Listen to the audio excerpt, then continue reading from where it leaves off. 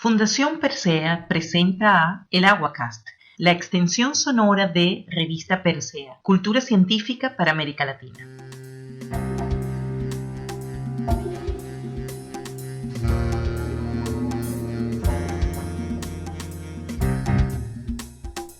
Hola, bienvenidos al Aguacast, el podcast de la Fundación Persea, en el que hablamos de ciencia por y para América Latina. Yo soy Jesús Pineda y como siempre me está acompañando Víctor Hernández. ¿Qué tal, Víctor? ¿Cómo estás? Hola, ¿qué tal, Jesús? Muy bien. Muy contento de estar grabando una vez más el Aguacast. ¿Y quién nos acompaña en el día de hoy? Bueno, hoy estamos muy gustosos y honrados de recibir a la doctora Alexandra Olaya Castro. Ella, que es física, es originaria de Bogotá, se licenció en física en la Universidad Distrital de Francisco José de Caldas, en la misma Bogotá. Su máster en ciencias lo hizo en la Universidad de los Andes y luego un doctorado, un PhD en la Universidad de Oxford, y actualmente se encuentra trabajando en la University College en London, donde ha creado un grupo de investigación y una línea de investigación muy interesante, y entre otras distinciones que ha tenido, recibió en 2016 la medalla Maxwell del Instituto de Física, siendo la primera persona de origen latinoamericano que la recibe, y nos da un enorme gusto saludarla y que esté hoy con nosotros. Hola, Alexandra, ¿qué tal? Hola, Jesús, hola, Víctor, ¿cómo están? Muchas gracias por la invitación a acompañarlos en esta charla. No, hombre, muchísimas gracias a ti. Y bueno, Alexandra, de nuevo, muchísimas gracias por aceptar la invitación. Y queríamos empezar con una pregunta acerca de tu área de investigación. No, como dijo Víctor, te has dedicado, tienes una carrera bastante interesante, has brincado por múltiples países y tienes 3 credenciales de entrenamiento como física, pero actualmente te dedicas a esta área de biología cuántica. Y esa área suena un tantito como ciencia ficción para aquellos de nosotros, en el público en general, que no estén tan familiarizados con estas nuevas, si se quiere, tierra de nadie, que es el área, las áreas de investigación interdisciplinarias. Si pudieses contarnos un poco acerca de en qué consiste tu investigación, en qué consiste esta combinación de biología y física, y qué nuevas cosas nos puede iluminar esa área acerca de la naturaleza. Gracias por esa pregunta. Pues como tú dices, desde un punto de vista esto puede sonar como ciencia ficción, pero pues no lo es. Mi línea de investigación lo que hace es crear puentes entre ciencia cuántica moderna, y ya explico un poco más a qué me refiero, y procesos físicos que pasan en moléculas, o más específicamente biomoléculas, que son del tamaño de aproximadamente unos pocos nanómetros, de 10 a 100 nanómetros máximo. Y los procesos que nos interesan son procesos que pasan en estas biomoléculas y que pasan en escalas de tiempo muy cortas. Por ejemplo, en las escalas de tiempo de los picosegundos, femtosegundos a picosegundos. Entonces son procesos físicos que pasan en sistemas, en moléculas que se encuentran en organismos vivos. Entonces, por ejemplo, parte del trabajo que yo he hecho es estudiar fenómenos cuánticos que explican los primeros pasos de la fotosíntesis. Y estos primeros pasos son pasos que suceden cuando las clorofilas, por ejemplo, en las plantas, absorben energía solar y utilizan esa energía para crear ahora una excitación electrónica, o sea, que los electrones de estas moléculas ahora adquieren cierta energía, y esa energía tiene un proceso de transferencia, ya sea dentro de la misma molécula o de esa biomolécula a otra molécula. Esos primeros pasos que pasan muy, muy rápido son los que yo investigo y son relevantes desde el punto de vista biológico porque ese paso tiene que ser suficientemente eficiente. De hecho, es por encima del 90% de eficiencia cuando las plantas están a la luz solar de baja intensidad, porque eso garantiza que toda la energía solar que se absorbe da inicio a los procesos químicos que pasan en fotosíntesis, en donde ya sí hay un montón de disipación de energía. Entonces se necesita que ese primer paso sea muy rápido y muy eficiente. Y como pasa en estas escalas de tiempo, como es muy rápido y las escalas de longitud en la que pasa son alrededor de nanómetros, la física clásica, ni siquiera las aproximaciones semiclásicas son suficientes para entender exactamente qué está pasando allí. Entonces, allí para explicar esto necesitamos de las herramientas conceptuales y experimentales de la física cuántica moderna. Y yo lo que hago entonces es crear un puente entre esos conceptos y cómo entender estos procesos rápidos que pasan dentro de la fotosíntesis y qué aspectos de esos procesos cuánticos son relevantes para el funcionamiento biológico de esas moléculas. Entonces es allí donde está el puente. No solamente es de tú como alguien pensaría aplicar la mecánica cuántica a sistemas complicados como las biomoléculas. No es solamente eso, es darle un sentido biológico a esos procesos cuánticos que pasan allí. ¿Cómo afectan la función de estas biomoléculas? Excelente. Entonces, lo que nos estás dejando claro es precisamente que no es solamente decir, bueno, ¿cómo podemos hacer algún tipo de maroma para utilizar la física en la biología y viceversa, ¿no? Sino que, como nos estás contando, es cómo darle, si se quiere, abrir la cajuela y ver el motor a nivel molecular de estos interesantes fenómenos biológicos que, bueno, yacen en el fondo de todos los procesos vitales, ¿no? Exactamente. En particular, la fotosíntesis está en la base de todos los procesos de los seres vivos en la naturaleza, entonces, o de la vida en la naturaleza. Y como mencionabas, precisamente que tu área de interés ha sido el estudio de los procesos de fotosíntesis. Quería ver si podías, para llevarlo al día a día, a pesar de que esto es ciencia no solamente del día a día, sino de todos los días de los seres vivos. Quería que una forma de llevarlo, si se quiere, a lo tangible para aquellos escuchas que no estén tan familiarizados, para que no tengan un conocimiento muy, muy profundo de biología o de mecánica cuántica, que son tus áreas de trabajo, que lo normal sería, bueno, sí, me estaban hablando de fotosíntesis, recuerdo que en el colegio me mencionaron eso, como mencionaste esto, hay algo de sí, la clorofila, vagamente la recuerdo, y que eso tenía algo que ver con las hojas de los árboles, y sería interesante tocar un poquito de eso, de que básicamente una de las cosas que tú aprendes en tu investigación es, bueno, una pregunta que como hemos conversado, puede ser una pregunta que puede ser vista de niñitos, de niño pequeño, de niño inocente, que es, ¿por qué las hojas de los árboles son verdes? Al menos en su mayoría, ¿no? Ya, sí, bueno.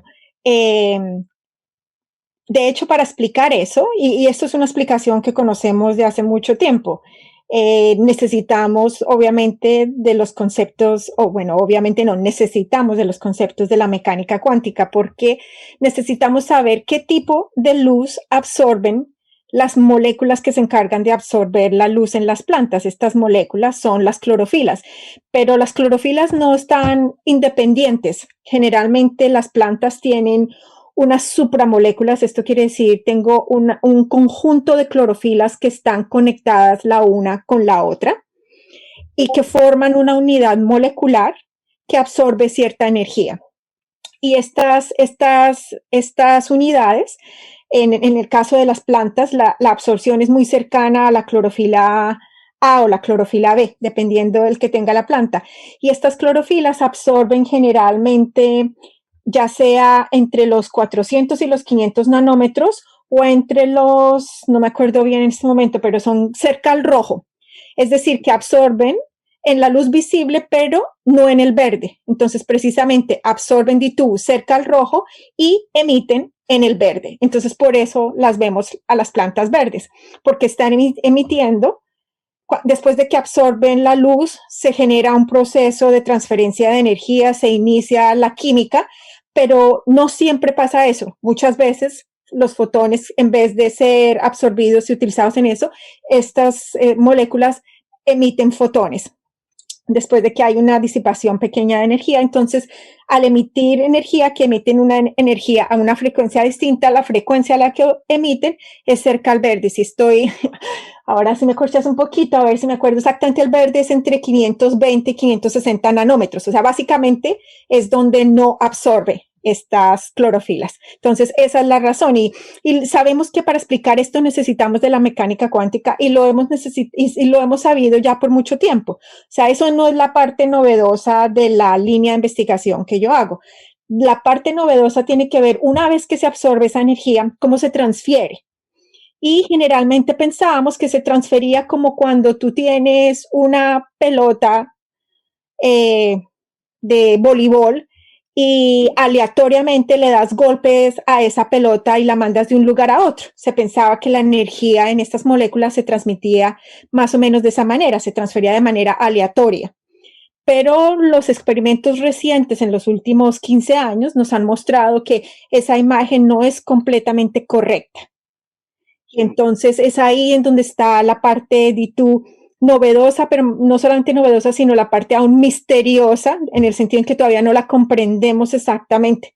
Hemos ganado poco a poco en la última década una comprensión interesante que nos está mostrando que los fenómenos cuánticos allí son más relevantes de lo que pensábamos. Nos dejas, Alexandra, en una posición, yo diría, emocionante precisamente porque a pesar de que una pregunta tan general como esta del color de las plantas, ya tengamos elementos para su respuesta desde hace mucho tiempo, lo que nos cuentas es que todavía hay grandes misterios que hace falta por develar dentro de ese fenómeno que veríamos tan cotidiano y además tan viejo, ¿no? En la Tierra. Pues la fotosíntesis es uno de los procesos bioquímicos más antiguos, como sí, nos 300 decías. millones. Sí. Y que ponen en marcha prácticamente actualmente la vida misma, ¿no? La vida misma depende de la energía solar y es en efecto algo que vamos aprendiendo quienes estudiamos biología como yo, eso nos lo enseñan desde muy al principio, ¿no? De cómo esa es la energía que mueve a toda la vida.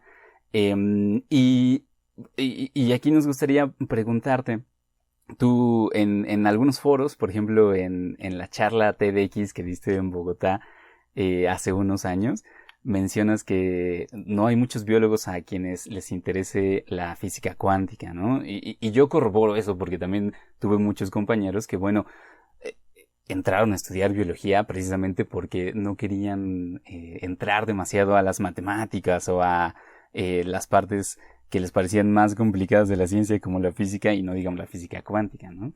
Sin embargo, yo me atrevería también a decir que uno podría pensar en un estereotipo de que no hay tantos físicos a quienes les interese la biología, pero es cierto, tú lo dices también, es un estereotipo, ¿no? Entonces, en tu caso vemos que, por supuesto, tú eres de formación física y te interesaron estos fenómenos biológicos. ¿Cómo es que fue tu camino para llegar al tema de biología cuántica, ¿no? ¿Qué te atrajo en ese tema? Sí, es interesante lo que mencionas porque sí hay un estereotipo y de hecho te digo, cuando yo estaba en el colegio, a mí la biología no me gustaba. No me gustaba la biología que me enseñaron en el colegio porque la sentía que era más taxonomía que no tenía yo una visión más completa de la biología. Claro. Entonces, si me hubieras preguntado a mis 14 años que si quería estudiar biología, la respuesta hubiera sido enfáticamente no, nunca. Pero mira, ahora tengo que ver mucho con los procesos biológicos. Mi camino es, como tú lo dices, yo he estudiado física y lo que ha sido constante a todos mis estudios de investigación de física desde la maestría ha sido la comprensión de fenómenos cuánticos coherentes. ¿Qué es la coherencia cuántica? ¿Qué es lo que está en el centro fundamental? En lo que distingue la cuántica de la clásica es la coherencia cuántica y las correlaciones cuánticas. Entonces, eso ha sido para mí el eje común a todas las investigaciones que he hecho desde la maestría y que es aún parte central de mi trabajo, entender la coherencia cuántica y las correlaciones cuánticas cada vez en sistemas mucho más interesantes. Entonces, durante mi doctorado yo me concentré de nuevo en la coherencia cuántica y en correlaciones cuánticas como el enredamiento cuántico, en sistemas de átomos interactuando con luz cuantizada y con luz en distintas formas. Pero estando en esto, parte Perdón, Parte, Alexandra, dime. solo quisiera preguntarte, ¿hay alguna manera no tan complicada o que tome demasiado tiempo de saber qué es la coherencia cuántica? Porque debo decirte que es un término que yo no Vale, conozco e imagino que listo, mucha de nuestra audiencia también. listo. La Gracias. coherencia cuántica tiene que ver con la idea de que un sistema cuántico puede estar en una superposición de diferentes estados Ajá. al mismo tiempo. Entonces, el ejemplo típico es el ejemplo de un electrón. Tú no puedes, a priori, se va a encontrar en una superposición de estar en distintas posiciones Sí. y únicamente vas a saber la posición cuando diseñas un experimento para medir en promedio en dónde está el electrón. Entonces, la coherencia cuántica te dice que de esas posibles opciones que tú tienes en dónde está el electrón, tú lo que esas posibles opciones te van a generar un patrón de interferencia que no te dice exactamente en dónde está el electrón, sino qué probabilidad tienes de encontrarlo en distintas posiciones y qué relaciones hay, qué relaciones de interferencia hay entre esas posiciones. Entonces, la coherencia para el público en general, si hay una cosa que se necesita clara, o dos cosas claras, es una tiene que ver con un patrón de interferencia similar a Ujú. lo que uno ve en las ondas de interferencia en el agua, por ejemplo. Sí. Pero acá la diferencia es que lo que está interfiriendo son las posibilidades de dónde está, por ejemplo, una partícula como el electrón o qué energía tiene el electrón. Entonces, ese es un fenómeno muy contraintuitivo de los Ujú. aspectos de la mecánica cuántica y que en principio no solamente es un concepto interesante intelectualmente, sino que hoy en día entendemos desde la mecánica, desde la ciencia cuántica moderna, lo entendemos como tengo la palabra en inglés, resource, como un recurso físico. Y eso es muy importante porque la revolución cuántica 2.0 está basada en explotar precisamente ese tipo de superposiciones para encodificar información de una manera que uno no lo puede hacer en la forma clásica. Ujú. Entonces, el fenómeno de coherencia cuántica no es solamente un concepto interesante, sino un concepto poderoso, porque tenemos está en la base de nuevas tecnologías que ya se están desarrollando, pero muchas más que vienen que todavía ni siquiera las imaginamos. Gracias, Y aclara, ahí es aclara. donde entra el ejemplo famoso, famoso o infame, dependiendo de la opinión de cada uno, de el gato de Schrödinger, ¿no? Exacto, Y exacto. además, como mencionabas, abre la puerta a no solamente conocimiento como conocimiento fascinante acerca del funcionamiento de la naturaleza como al que te has dedicado tu carrera, sino además a nuevas áreas de tecnología completamente fascinantes que brevemente mencionabas, precisamente toda esta discusión que está de moda de computación cuántica, todo Exactamente. esto y cómo se aplica al proceso de cifrado y descifrado de contraseñas y todas estas cosas son ramas súper importantes que vienen en parte de la manera de pensar a la que le has dedicado tu carrera, que es esa idea de, bueno, los físicos hemos estado,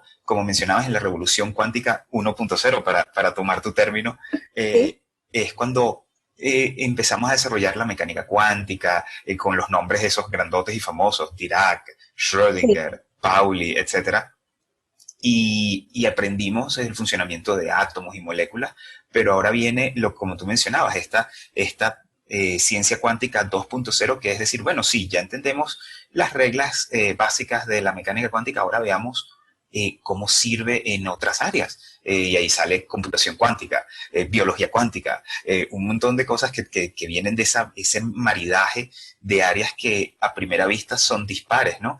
Y nos gustaría que nos comentaras un poquito acerca de cómo ha sido tu historia a lo largo de tu carrera para llegar a una de estos territorios, lo que en los mapas aparecería como tierra desconocida, donde hay dragones a los cuales derrotar, ¿no? De sí. lo que no entendemos del mundo. Sí, pues mira, como te decía, lo que a mí me ha traído desde siempre es entender esta coherencia cuántica y durante el doctorado, mi supervisor del doctorado, Neil Johnson, eh, él fue el que me propuso desde el inicio, oye, pero ¿por qué no entendemos procesos cuánticos en fotosíntesis? En esa época no habían experimentos, no habían estos nuevos experimentos, pero fue coyuntural, porque al mismo tiempo que él me preguntó, me hizo esta pregunta, oye, mira, ¿por qué no investigas algo alrededor de fenómenos cuánticos en fotosíntesis? Y yo, ¿pero qué? No sé qué investigar. Y fue coyuntural, porque en ese entonces yo me dediqué, bueno, estaba terminando mi tesis de doctorado y dije, bueno, voy a sentarme a pensar en este problema y a entenderlo y a leer de este problema. Y a medida que leía más y más de estas moléculas, básicamente la conexión que hubo en mi cabeza, pues esto es básicamente en el futuro podría dar origen a una revolución cuántica orgánica, porque básicamente tú podrías tomar todas las ventajas que tienen los procesos biológicos en el crear estas moléculas que se regeneran, que son robustas, bueno, toda la biología que está debajo de estas moléculas, pero al mismo tiempo explotar sistemas cuánticos, fenómenos cuánticos. Entonces, desde finales del doctorado, como eso fue en el 2015, empecé a investigar un sistema sencillo.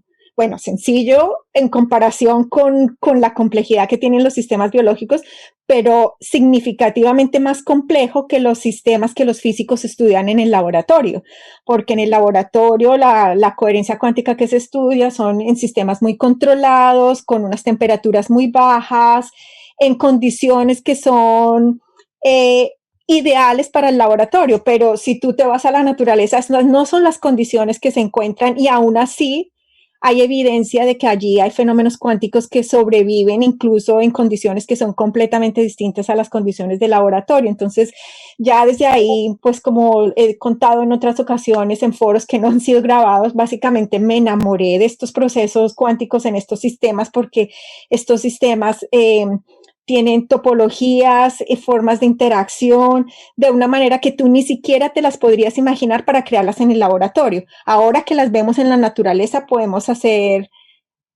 tratar de crear réplicas, pero si no las hubiéramos visto en la naturaleza es muy improbable que se nos ocurriera crear estructuras de esta manera para estudiar fenómenos cuánticos. Entonces ya desde allí quedé fascinada y me concentré en la fotosíntesis y no en otros procesos biológicos porque es allí donde hay más experimentos. Hay varias hipótesis de fenómenos cuánticos en otros sistemas, pero los experimentos no hay experimentos que puedan confirmar esas hipótesis, entonces uno puede caer allí en el terreno de la especulación. Y yo lo que quería y siempre he querido es asegurarme de que la física que yo hago caiga en el terreno de que se pueda probar la teoría que yo hago. Entonces, por eso me he concentrado mucho en la fotosíntesis. Y la segunda razón por la cual me concentré en estos sistemas es porque son los que permiten ilustrar más claramente el cambio de paradigma que para mí se está dando con esta línea de investigación. Y es un cambio de paradigma en el que antes se entendía, si tú miras estudios de los años desde los 40, 50, 60, estas no son preguntas nuevas. Fenómenos cuánticos en estos sistemas no son preguntas que nos hemos hecho solo hasta ahora, nos las hemos hecho desde hace mucho tiempo, pero ya las comunidades científicas interesadas en ese problema parecían haber llegado a la conclusión de, bueno, sí, cuando tiene que ver con cómo absorbe luz estos sistemas, por supuesto, necesitamos de la mecánica cuántica para explicar, pero ya para explicar otros procesos dinámicos allí no se necesita de la mecánica cuántica. Eso quiere decir que unas aproximaciones semiclásicas, es decir, cuántica para la estructura, pero el resto no más, era la perspectiva dominante. Pero estos estudios que estamos haciendo, teóricos y experimentales, están haciendo un reto a esta manera de pensar y desde mi punto de vista significa que estamos enfrentándonos a lo que Thomas Kuhn en algún momento denominó un cambio de paradigma, que no viene simplemente porque tú sistemáticamente quieras cambiar, sino porque unos experimentos que tú no los puedes explicar con la teoría actual y hay siempre como una batalla en mostrar la nueva forma de pensar. Entonces yo siento mucho que eso es lo que está sucediendo en ese campo y es parte de lo que me emociona.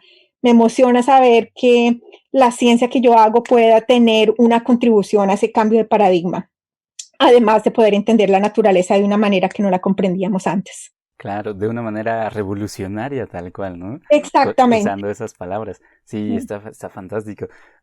Fíjate, Alexandra, que yo como biólogo, precisamente, digamos que mi acercamiento a este tipo de fenómenos en la biología que necesitan de, pues digamos, de física muy avanzada, fue muy paulatino y realmente el momento en el que como decimos acá en México, ¿no? El momento en el que me cayó el 20, en el que me di cuenta de lo complicado que podía ser y de lo interesante y relevante que son estos fenómenos en biología que todavía hacen falta por explicar, me vino cuando leía a un escritor de ciencia ficción, Stanislav Lem, y que en una obra hace una crítica muy clara, que dice, nosotros los humanos frecuentemente nos deslumbramos mucho con las habilidades, las capacidades mecánicas de los seres vivos, ¿no? O sea, el hecho de que un ser vivo pueda volar nos deslumbra.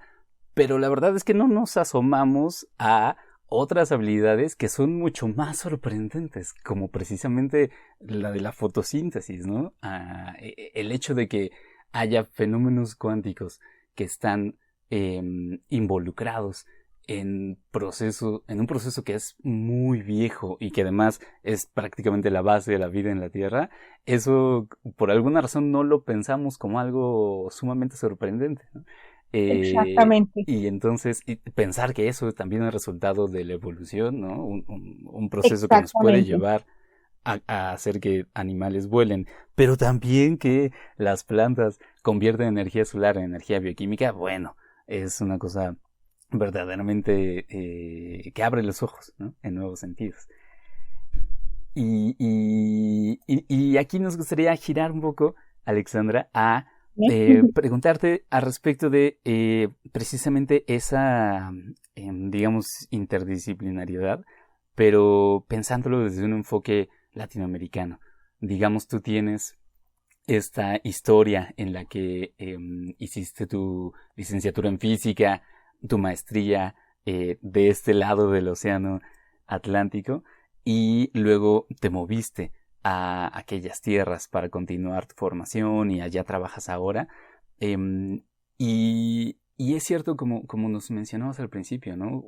Mucho de la educación científica que se hace acá parece ser un poco más clásica en el sentido de que las disciplinas están muy compartimentalizadas y rara vez se les piensa de manera conectada. Entonces, desde tu mirada, ¿cómo crees que podríamos impulsar estudios interdisciplinarios en la ciencia latinoamericana? Hablas, refiriéndonos a universidades o institutos de investigación o incluso hasta en la burocracia científica estatal, ¿no? ¿Qué dirías tú que haría falta? Yo creo que lo primero que hay que tener claro cuando se hace investigación interdisciplinar es que hacer ciencia buena, rigurosa e interdisciplinar es costoso, es muy costoso y toma más tiempo, toma mucho más tiempo que cuando tú haces, por ejemplo, investigación concentrado en un área disciplinar específica completamente delimitada, no limitada, sino delimitada. Y esto a mí me parece que sí hace parte de los posibles barreras que uno enfrenta en Latinoamérica, en donde la inversión en ciencia es tan baja. Porque hacer ciencia interdisciplinar requiere dos cosas. Requiere que se hagan avances en las disciplinas específicas. Son cosas que van en paralelo. Se requieren de los avances en las disciplinas específicas y entonces se requiere de los proyectos que hacen el puente entre esas disciplinas.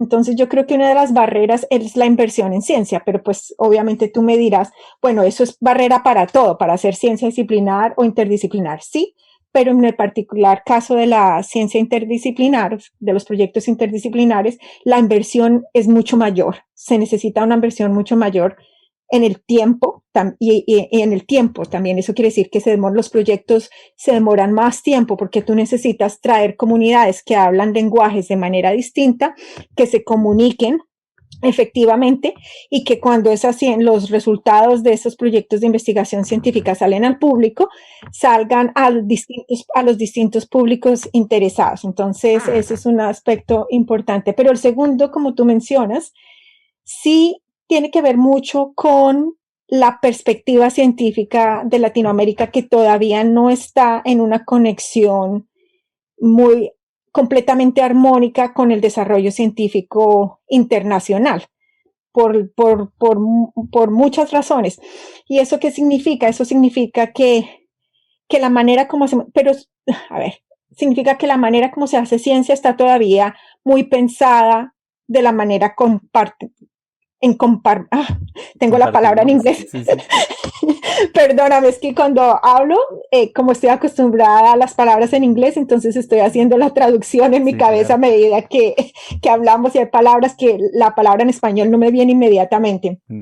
Pero sí, está fragmentada en las disciplinas.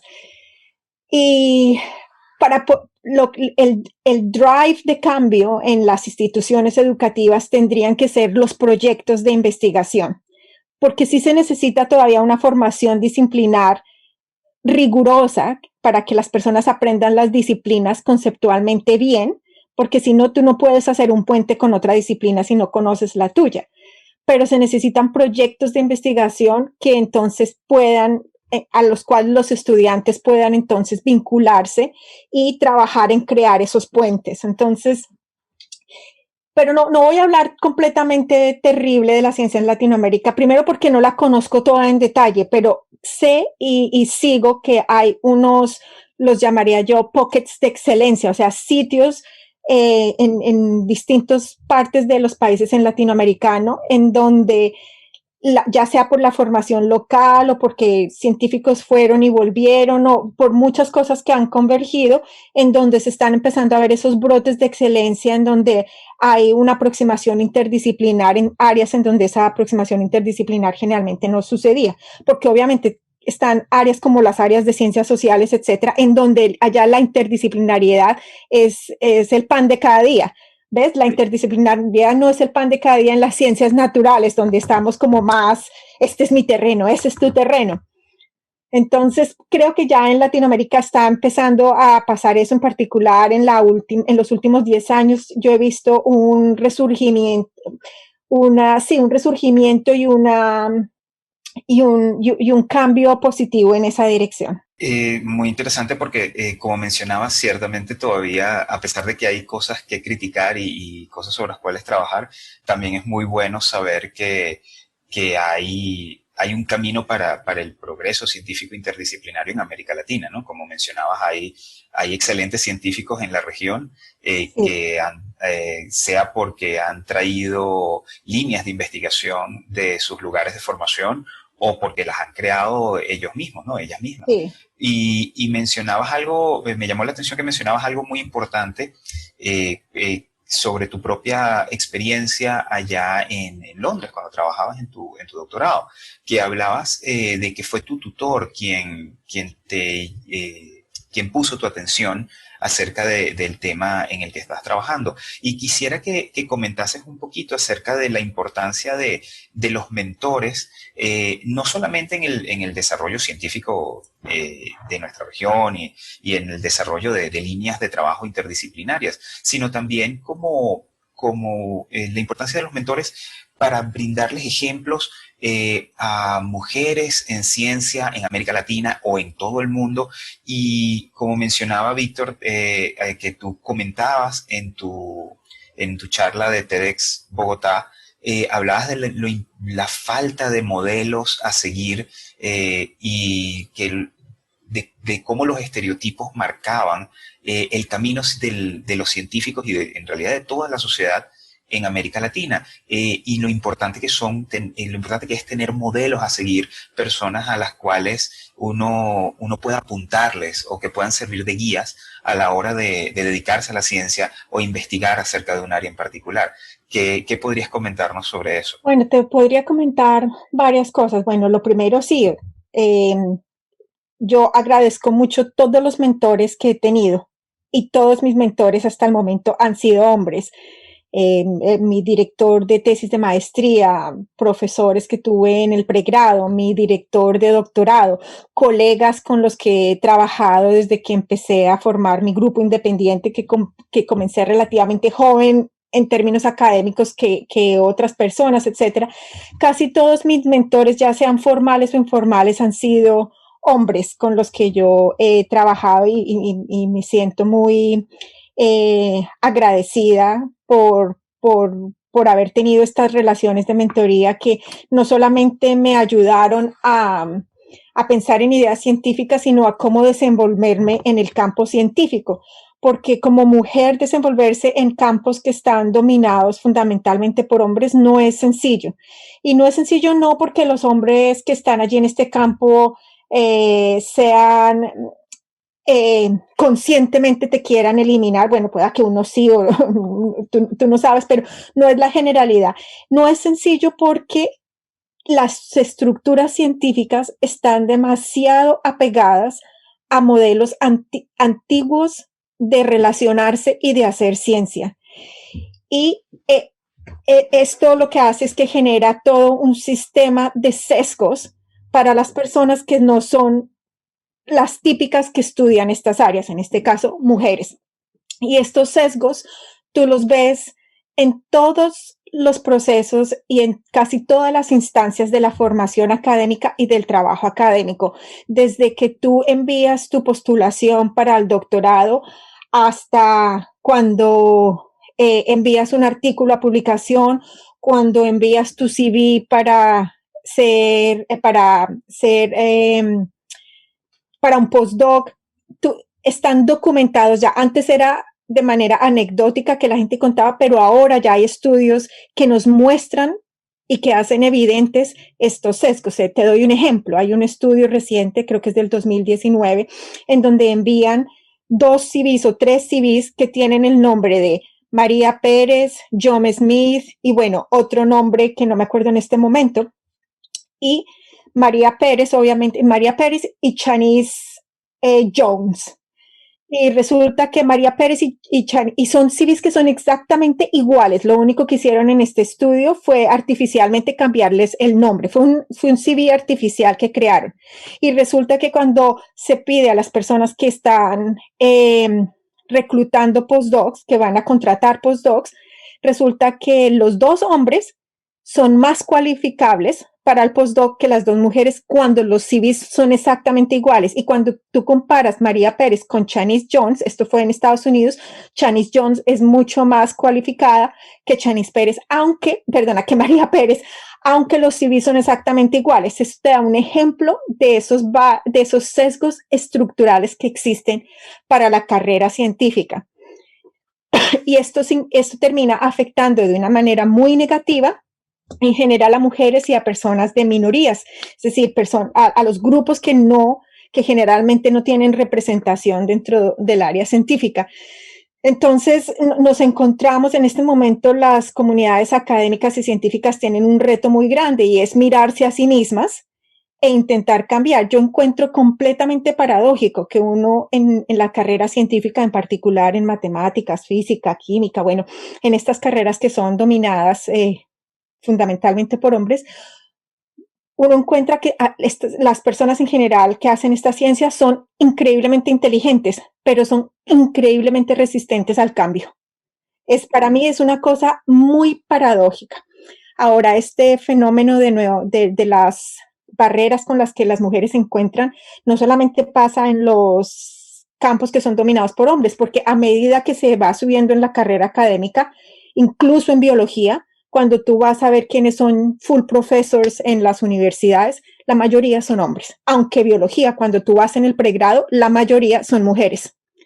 Entonces tú ves, esa es otra evidencia de estos sesgos a medida que se va avanzando en la carrera académica y tiene mucho que ver con las relaciones de poder. Entonces yo sí creo que las comunidades científicas, desde ya a las generaciones más recientes, todos tenemos una responsabilidad muy fuerte en hacer que la ciencia como human endeavor, o sea, como una actividad humana, avance. cambie, se actualice, porque no puede ser que tengamos personas tan inteligentes pero tan resistentes al cambio. Sí, que ahí la importancia de lo que mencionas es bastante poderosa, porque normalmente como mencionas, estas comunidades científicas que, a pesar de ser personas muy inteligentes, son muy resistentes al cambio. Cuando se les menciona los problemas que precisamente que estás comentando, acerca de la falta de representación y la importancia de promover a mujeres o a personas de otras minorías, bueno, las mujeres no son una minoría realmente, son una minoría en representación en estas áreas, tienden a verlo como mencionas, como una especie de amenaza o como simplemente que se tiene que hacer para llenar una fórmula, o para usar la expresión en inglés, to tick a box, y simplemente cumplir con el compromiso y se hace porque esta gente, estos políticos que están metiendo la mano en la ciencia, ¿no? Y tienden a olvidar que las voces mientras mayor variedad de voces haya en la discusión científica, pues hay una mayor posibilidad de encontrar respuestas correctas, de perspectivas nuevas, de nuevas formas de entender la naturaleza y nuevas formas de resolver problemas, ¿no? Exactamente. Yo encuentro también paradójico y un fenómeno interesante desde el punto de vista social, que si tú te vas a la empresa y a la parte industrial, pareciese que allí están mucho más abiertos a estas ideas porque obviamente ellos ellos sí han sistemáticamente observado el cambio.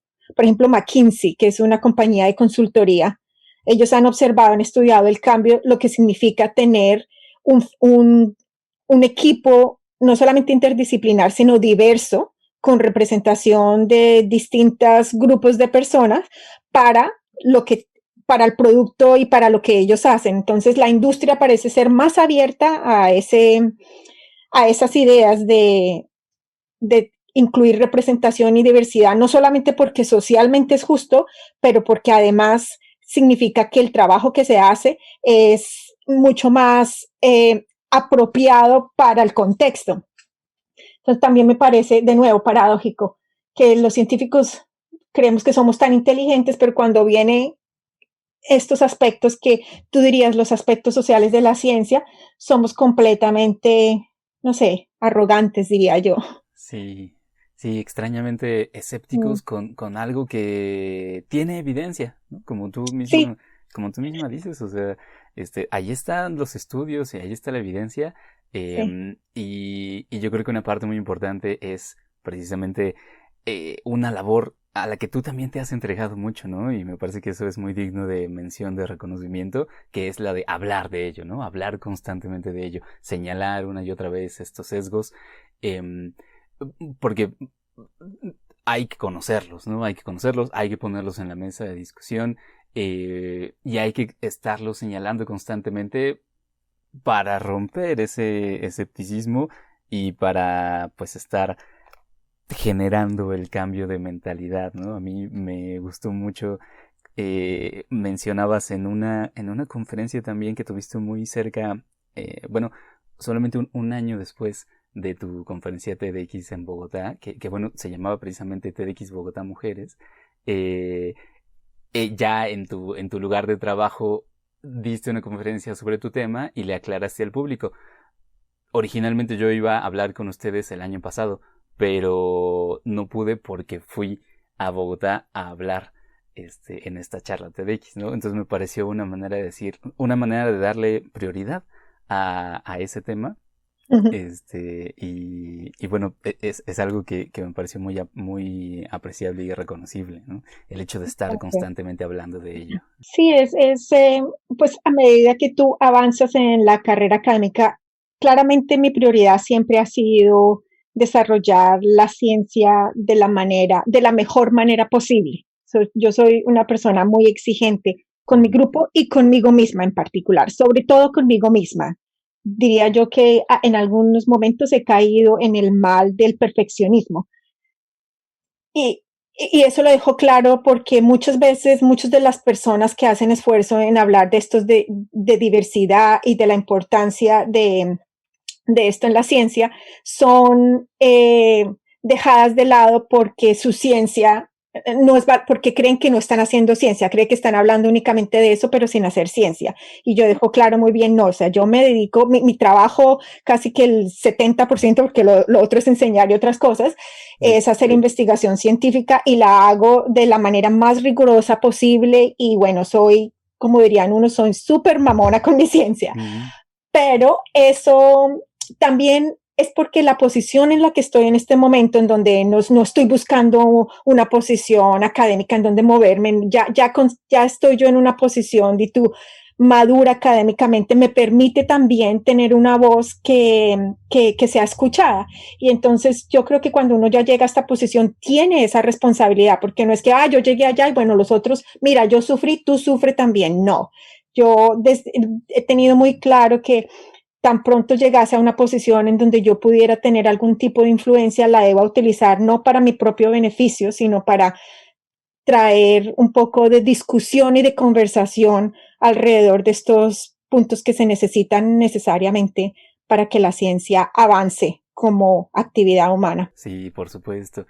Ay, Alexandra, pues te agradecemos enormemente el tiempo que nos concedes para esta charla. El tiempo se nos acaba, pero nos dejas con un muy buen sabor de boca, pensando precisamente en que podemos pensar en ti como uno de esos modelos a seguir, ¿no? No solamente para hacer una revolución en nuevas disciplinas, como puede ser la biología cuántica, sino también en las mentalidades acerca de los aspectos sociales dentro de la ciencia. Entonces te agradecemos enormemente por este tiempo. No, muchas gracias, Tad. Me encantó conversar con ustedes también. Y muchísimas gracias por tenerme acá. Gracias a ti. Y ya solamente quisiéramos preguntarte si alguna persona de la audiencia que nos escuche quisiera contactar contigo, ¿dónde podría encontrarte? Tal vez incluso seguirte en alguna red social o alguna que uses. Sí, o algún método de contacto. Tengo Twitter e Instagram. Ajá. Y en Twitter a ver, acá, porque no me acuerdo ahora tengo mi cabeza en la conversación, entonces sí, no. Mi username en Twitter es @AlexOlayaCastro. Ajá. Todo junto. Y yo creo que esa es la mejor manera. Y el mismo nombre está en Instagram. Perfecto. Y esa yo creo que es la mejor manera para comenzar una conversación. Y ya, por supuesto, está mi página web en UCL, que simplemente con escribir Alexandra Olaya Castro creo que es la primera página web que sale. Fantástico. Y ahí está mi mail y todo. Excelente, buenísimo. ¿Tenías algún último comentario, Alexandra? Perdona. No, solamente eso, ya. Muchísimas gracias de nuevo por tu tiempo y bueno, también a Víctor, como siempre, por acompañarnos. Y bueno, a nombre de Víctor Hernández, yo soy Jesús Pineda y esto fue el Aguacast, el podcast de la Fundación Persea. Pueden encontrar más información sobre esta excelente conversación y otros temas en nuestra página web www.revistapersea.com y pueden ayudarnos en nuestra labor de divulgar ciencia por y para América Latina contribuyendo a nuestro Patreon en patreon.com/Persea Foundation. Hasta la próxima.